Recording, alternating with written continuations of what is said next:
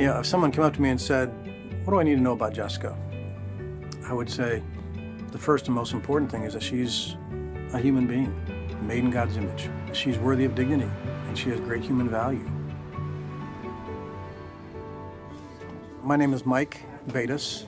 I serve as the Dean of Students at the Geneva School here in Winter Park, Florida.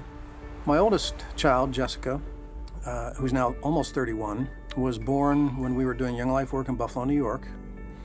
Like any young married couple, we were thrilled to have a child. And within about 3 or 4 months after her birth, we learned that she was going to be different for her whole life than most normal people.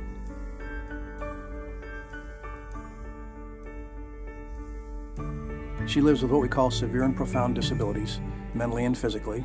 So she has extra material on her 8th chromosome. And it doesn't have a name, it's just her. She cannot speak or care for herself. She cannot walk. Jessica communicates to us emotionally through happy or sad or frustrated or content. And she has little signals she gives. If she puts her thumb in her mouth, she's happy.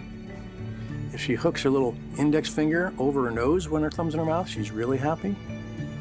And when the other arm goes up over the head when she's got her hooked over her nose, that's supremely happy and content. So there's little signals like that she gives us. She loves lights. Christmas time is a favorite time for her because there's lights on the trees, there's lights on the houses around here in Florida. She likes music, especially country western music. Anything Garth Brooks, she just starts to wiggle and shine. Our daughter goes bowling and to Outback Steakhouse and to the mall once a month and things like that. And she does know people, family members, constant friends over the last 20 years. When they're with her, she will react to them emotionally in very positive ways.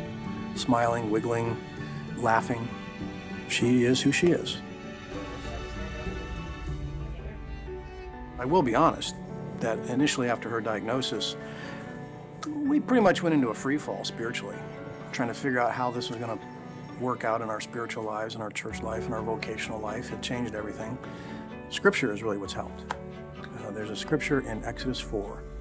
Moses has been giving God excuses why he should not be God's servant. And the final excuse, his trump card, so to speak, was, I can't speak well.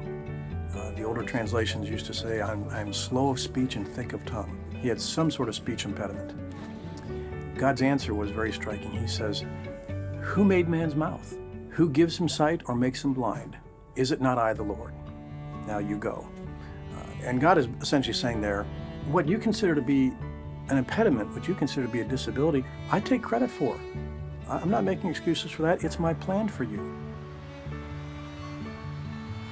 It surprises me still after 30 years when people say, well, when I spend time with your daughter, I see God in a whole new way. She brings a gift to the church. And that gift, surprisingly, is just her presence. She shows up, and people are affected, and people are drawn to Christ.